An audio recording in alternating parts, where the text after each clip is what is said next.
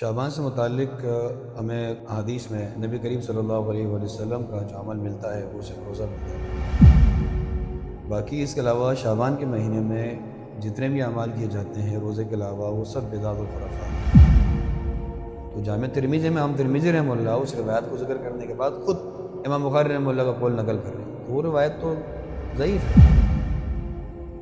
پھر بیری کے پتے لا کے اس سے نہایا جاتا ہے کہ اس سے گناہ جڑ جاتے ہیں، یعنی کس قدر یہ دین کا مذاق اڑایا جا رہا ہے۔ تو بیری کے پتے سے انسان نہا لے گناہ جھڑ جائیں گے، وہ حرام کھاتا رہے، وہ سود کھاتا رہے، وہ جھوٹ بولتا رہے، وہ سارے گناہ کرے، اور 15 شعبان کی رات وہ بیری کے پتے سے نہا لے تو وہ پاک صاف ہو جاتا ہے۔ یہ انتہائی جہالت والی بات ہے۔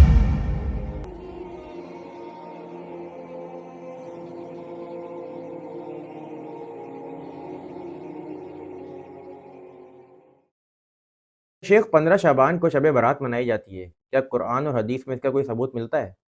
الحمدللہ رب العالمین والعاقبۃ للمتقین والصلاۃ والسلام علی سید الانبیاء والمرسلین اما بعد۔ شعبان سے متعلق ہمیں حدیث میں نبی کریم صلی اللہ علیہ وآلہ وسلم کا جو عمل ملتا ہے وہ صرف روزہ ملتا ہے کہ اللہ کے پیغمبر علیہ الصلوۃ والسلام اس ماہ کے اندر کثرت سے روزہ رکھا کرتے تھے۔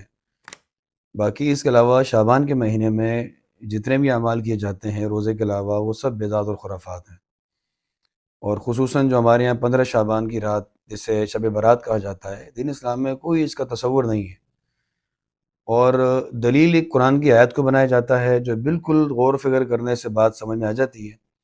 مثلاً قرآن کی ایک آیت پیش کی جاتی ہے اس 15 شعبان کی فضیلت کے حوالے سے کہ انا انزلناہ فی لیلۃ مبارکۃ، کہ ہم نے اس قرآن کو مبارک رات میں نازل کیا، اور پھر اس کے بعد جو مین استدلال وہ کیا ہے ان کا کہ فیہا یفرق کل امر حکیم، اس میں سارے امور کے فیصلے ہوتے ہیں، سارے فیصلے اللہ تعالیٰ اس رات کے اندر فرماتا ہے۔ تو وہ کہتے ہیں کہ یہ وہ رات ہے جو شب برات کے حوالے سے اللہ فیصلے فرماتا ہے۔ حالانکہ اس پر اگر غور کیا جائے تو عام سا آدمی بھی سمجھ سکتا ہے کہ فیہا یفرق کل امر حکیم، کہ اللہ جو فیصلے فرماتا ہے وہ آیت کی شروع میں ہی فرمایا کہ انا انزلناہ فی لیلۃ مبارکہ، وہ کون سی رات ہے؟ کہ وہ مبارک رات ہے کہ جس میں اللہ نے قرآن کو نازل کیا ہے۔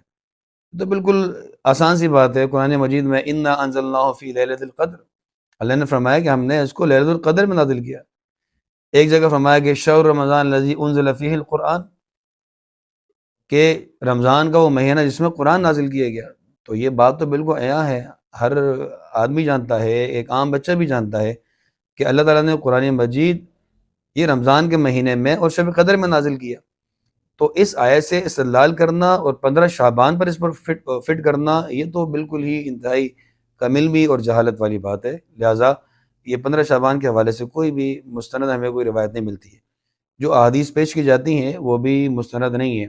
جامع ترمذی کی ایک حدیث پیش کی جاتی ہے، یعنی جو بنیادی دلائل ہیں اس میں قرآن کی آیت کے بعد یہ جامع ترمذی کی حدیث ہے کہ سید عائشہ صدیقہ رضی اللہ تعالیٰ عنہ فرماتی ہے میں نے ایک رات اللہ کے پیغمبر علیہ السلام کو بستر پر سے گم پایا، تو اللہ کے نبی علیہ السلام کو تلاش کرتے ہوئے نکلی، اور آپ علیہ السلام بقیع قبرستان میں تھے، پھر واپس جلدی فوراً آئی کہ اللہ کے پیغمبر علیہ السلام دیکھ نہ لیں۔ یہ طویل حدیث ہے۔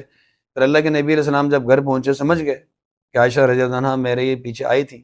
اللہ کے نبی علیہ السلام نے پھر انہیں وجہ پوچھی اور فرمایا کہ تم میں سمجھتی ہو کہ اللہ اس کا رسول تمہارے ساتھ خیانت کریں گے، یعنی میں ناانصافی کروں گا؟ وہ سمجھ رہی تھی کہ اللہ کے پیغمبر سلام کسی اور زوجہ کے پاس چلے گئے۔ تو اللہ کے نبی علیہ السلام نے فرمایا کہ اس رات یعنی 15 شعبان کی رات اللہ تعالیٰ بندوں کی جو مغفرت فرماتا ہے بنو کلب کی بکریوں کے بالوں سے زیادہ۔ تو مطلب یہ کہ یہ روایت اگر آپ جامع ترمذی میں دیکھیں، امام ترمذی نے اس روایت کے بعد امام بخاری رحمہ اللہ کا قول نقل کیا ہے کہ وہ اسے ضعیف کہتے ہیں، یعنی کتنی خیانت کی بات ہے۔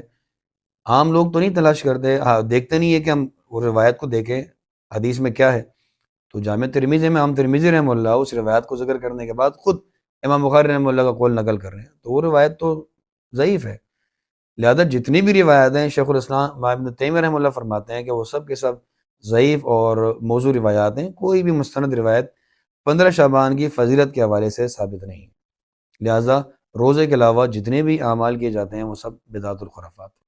اچھا شیخ، ایک اور عمل ہمارے یہاں دیکھا جاتا ہے، 15 شعبان کو لوگ قبرستان جاتے ہیں، کیا یہ عمل درست ہے؟ 15 شعبان کی رات قبرستان میں بڑی رونق نظر آتی ہے۔ آپ دیکھیں گے کہ قبرستان بھرے ہوئے ہوتے ہیں، لوگ بیری کے پتے خرید رہے ہوتے ہیں، اور اسی روایت سے وہ یہ دلیل لیتے ہیں کہ اللہ کے پیغمبر علیہ السلام قبرستان گئے تھے، حالانکہ وہ روایت ثابت نہیں ہے۔ پہلی بات تو، دوسری بات یہ کہ اللہ کے نبی صلی اللہ علیہ وسلم اگر قبرستان گئے بھی تھے تو وہ کیا صحابہ کرام کا جمع غفیر بھی وہاں قبرستان میں موجود تھا؟ کیا اس کے بعد صحابہ کرام نے کبھی بقیع کی طرف رخ کیا اس 15 شعبان کی رات کو؟ تو کوئی تذکرہ نہیں ملتا۔ لہٰذا یہ جو قبرستان خصوصی طور پر 15 شعبان کی رات جایا جاتا ہے اور ایک میلہ سا لگا ہوتا ہے، تفریح والا جو ہے اس وقت موقع ہوتا ہے لوگوں کے لیے، تو یہ قطعاً درست نہیں ہے۔ قبرستان جانے کے لیے کسی دن کو خاص کرنا، کسی رات کو خاص کرنا، یہ شریعت ہمیں اس کی اجازت نہیں دیتی، کیونکہ وہ اجر و ثواب کی نیت سے جایا جاتا ہے، لہٰذا یہ ثابت نہیں ہے۔ پھر بیری کے پتے لا کے اس سے نہایا جاتا ہے کہ اس سے گناہ جڑ جاتے ہیں، یعنی کس قدر یہ دین کا مذاق اڑایا جا رہا ہے۔ اللہ کے پیغمبر علیہ السلام صحابہ کرام سے کوئی اس طرح کی دور تک کوئی مثال نہیں ملتی، نہ بعد کے ائمہ سے ہمیں کوئی اس طرح کی مثال ملتی ہے۔ تو بیری کے پتے سے انسان نہا لے، گناہ جھڑ جائیں گے، وہ حرام کھاتا رہے، وہ سود کھاتا رہے، وہ جھوٹ بولتا رہے، وہ سارے گناہ کرے، اور 15 شعبان کی رات وہ بیری کے پتے سے نہا لے تو وہ پاک صاف ہو جاتا ہے۔ یہ انتہائی جہالت والی بات ہے، یہ ساری بدعت اور خرافات ہیں۔ پھر اگلے دن کا روزہ رکھا جاتا ہے، لہٰذا وہ ساری کی ساری روایات وہ غیر مستند ہیں، ضعیف روایات ہیں، لہٰذا ان سے استدلال کرنا اور ان پر عمل کرنا یہ قطعی جائز نہیں ہے۔ اچھا شیخ، جب کسی کو اس حوالے سے سمجھایا جاتا ہے کہ عمل درست نہیں ہے، آگے سے وہ جواب دیتے ہیں اس کام کو کرنے میں حرجی کیا ہے، اچھا ہی تو عمل ہے، تو شیخ اس کی بھی کچھ وضاحت کر دیں۔ اسی طرح ایک شخص ابن عمر رضی اللہ تعالیٰ عنہ کے پاس بیٹھا ہوا تھا۔ یہ عبداللہ بن عمر رضی اللہ تعالیٰ عنہ بڑے متبع سنت صحابی تھے، وہ معروف ہیں اس حوالے سے کہ اللہ کے نبی صلی اللہ علیہ وسلم کی چھوٹی چھوٹی سنتوں، چھوٹے چھوٹے اعمال کو بھی ترک نہیں کرتے تھے۔ ان کے پہلو میں ایک شخص بیٹھا تھا، اس کو چھینک آئی، تو اس نے کہا الحمدللہ والسلام علی رسول اللہ۔ اچھا، یہ ان لوگوں کے لیے بہت ہی زبردست دلیل ہے کہ جو ہمیشہ یہ کہتے ہیں کہ اس میں حرجی کیا ہے، ہم اچھا ہی کام تو کر رہے ہیں، اچھے الفاظ ہی تو کہہ رہے ہیں، قرآن کی تلاوت ہی تو کر رہے ہیں ایک ساتھ بیٹھ کر، تو ان کے لیے دلیل ہے۔ تو اس نے کہا الحمدللہ والسلام علی رسول اللہ، کتنے پیارے کلمات، الحمدللہ اللہ کی تعریف بیان ہو رہی ہے، اور والسلام علی رسول اللہ اللہ کے پیغمبر السلام پر سلام بھیجا جا رہا ہے، تو یہ تو بڑے اچھے کلمات ہیں۔ لیکن صاحب رسول عبداللہ بن عمر رضی اللہ تعالیٰ عنہ کی تربیت اللہ کے پیغمبر السلام نے کیسی کی تھی؟ انہوں نے کہا کہ یہ تو میں بھی کہتا ہوں، یہ تو ہم بھی کہتے ہیں، لیکن اس موقع پر اللہ کے پیغمبر السلام نے ہمیں یہ نہیں سکھایا۔ چھینک کے موقع پر اللہ کے پیغمبر السلام نے جو الفاظ سکھائے وہ الحمدللہ ہے۔ تو صحابہ کرام دیکھیں فوری اصلاح کیا کرتے تھے، اور وہ الفاظ بظاہر اچھے ہیں، لیکن جس موقع پر وہ الفاظ کہے جا رہے ہیں، عبداللہ بن عمر رضی اللہ عنہ فرمانے لگے کہ اللہ کے پیغمبر السلام نے ہمیں اس طرح نہیں سکھایا۔ تو لوگوں کو سوچنا چاہیے کہ ہم اللہ کے پیغمبر السلام کی تعلیمات کو اپنے لیے کافی سمجھیں۔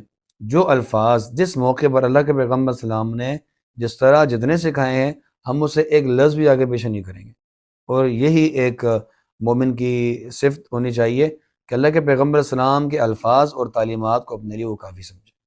شیخ یہ بات تو واضح ہو گئی کہ یہ عمل جو ہے وہ بدعت ہے، کیونکہ ان اعمال کا قرآن اور حدیث میں کوئی ثبوت نہیں ملتا، اور یہاں پہ آ کے لوگ بدعت کو دو حصوں میں تقسیم کر دیتے ہیں، ایک بدعت سیئہ اور ایک بدعت حسنہ۔ کیا یہ تفریق کرنا صحیح ہے؟ پھر بدعت کی دو قسمیں بنائی جاتی ہیں، بدعت حسنہ اور بدعت سیئہ، اور لوگوں کو یہ دلاسا دیا جاتا ہے کہ دیکھیں بدعت سیئہ جو ہے نا، اس سے منع کیا گیا ہے، اس کی ممانعت اور مذمت ہے۔ بدعت حسنہ جو اچھی بدعت ہے وہ تو اس میں قباحت نہیں ہے۔ حالانکہ دیکھیں بدعت کی جو احادیث میں اللہ کے نبی علیہ السلام نے جو منع فرمایا کل بدعت ضلالہ، ہر بدعت، اس میں کوئی اللہ کے پیغمبر السلام نے تخصیص نہیں کی ہے۔ اور بدعت تو کہتے اسی عمل کو ہیں جس کو اجر ثواب کی نیت سے ایجاد کیا جائے، اجر کی نیت سے شریعت میں اضافہ کیا جائے، تو اسی کا تو رد ہے۔ اور آپ دیکھیں اللہ کے پیغمبر اسلام کے صحابہ سے مثالیں ملتی ہیں۔ سنن دارمی کے مقدمے میں عبداللہ بن مسعود رضی اللہ عنہ کے دور میں جو مسجد میں بیٹھ کے اللہ کے گھر میں بیٹھ کے کنکریوں پر وہ اللہ اکبر کہہ رہے تھے، الحمدللہ کہہ رہے تھے، جو کلمات کہہ رہے تھے، سبحان اللہ کہہ رہے تھے، تو اس میں حرج کیا ہے؟ اللہ کے گھر میں بیٹھے ہوئے ہیں، اس زمین پر اللہ تعالیٰ کی سب سے محبوب ترین جگہ یہ مسجد ہے، اور اس میں بیٹھ کر ذکر کیا کر رہے ہیں؟ اللہ اکبر کہہ رہے ہیں، اللہ کی بڑائی، کتنے عظیم کلمات۔ لیکن جو ان کا طریقہ ذکر تھا نا وہ رسول اللہ علیہ وسلم کا طریقہ نہیں تھا. تو عبداللہ بن مسعود رضی اللہ عنہ فوری مسجد میں آئے, انہیں منع کیا اس عمل کو بدعت کا. اب بدعت حسنہ کا رد اگر کرنا ہے تو دیکھیں کتنی زبردست دلیل صحابہ کرام سے ہمیں ملتی ہے کہ انہوں نے بدعت حسنہ کا ہی تو رد کیا ہے. بدعت سیئہ کون سی ہے؟ یہ ساری بدعات وہ اسی نیت سے کی جاتی ہیں کہ ہمیں اجر ملے گا. تو یہ بلا وجہ لوگوں کو الجھانے کے لیے یہ تقسیم کی جاتی ہے بدعت سیئہ بدعت حسنہ. لہٰذا جس کام کو اجر ثواب کی نیت سے ایجاد کیا جائے وہ کام جس کا وجود نہ ہو اور اسے دین سمجھ کے کیا جائے تو وہ کام بدعت ہے, چاہے وہ اسے دنیا اچھا سمجھتی رہے. لہٰذا وہ بدعت ہے, اللہ کے یہاں قابل قبول نہیں ہے. جزاکم اللہ خیرہ شیخ. اللہ تعالیٰ آپ کے علم میں عمل میں برکت عطا فرمائے. تو یہ تھی آج کی ہماری مختصر سی نشست جس میں ہم نے شیخ سے چند ایک سوالات کیے. ہم شیخ کا شکریہ ادا کرتے ہیں کہ شیخ نے اپنی مصروفیات میں سے کچھ وقت ہمارے لیے نکالا. اللہ تعالیٰ ہمیں ان سب باتوں کو سمجھنے اور ان پر عمل کرنے کی توفیق عطا فرمائے. آمین. وآخر دعوانا ان الحمد للہ رب العالمین.